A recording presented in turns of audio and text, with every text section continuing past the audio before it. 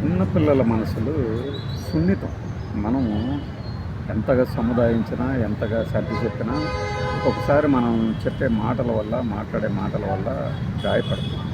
మనం దాన్ని చాలా లైట్ తీసుకోవచ్చు.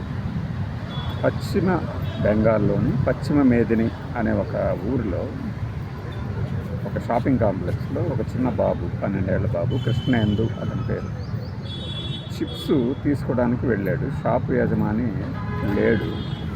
అతను తిరిగి వచ్చి ఇతను తీసుకొని వెళ్తుంటే దొంగతనం చేస్తున్నాడు అనుకొని గద్దిస్తూ అరుస్తూ ఉండగా తాను చెప్పేది వినలేదు.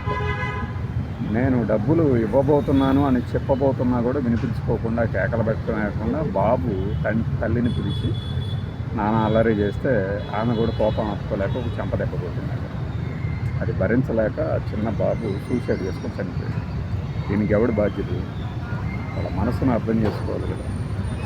ప్రతిదానికి చీటి మాటికి వెర్రి కేకలు పెడుతూ, చదువు చదువు అంటూ, లేదు ఎప్పుడు తిండేనా తిండి బోతులు అంటూ, లేదు రకరకాలు. అందరము ఈ వలయంలో భాగమైపోయి పిల్లలు బండబూతులు తిప్పుతూ నానా రకాల బీభత్సంగా ప్రవర్తిస్తూ ఉంటే వాళ్ళ మనసులు చితికిపోతాయి.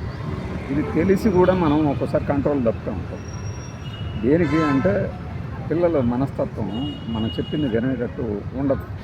మనకు తెలుసు, అయినా కూడా మనకున్నంత జ్ఞానం వాళ్ళకే ఉండాలని, మనం వ్యవహరించినట్టే వాళ్ళు వ్యవహరించాలని కోరుకుంటాం.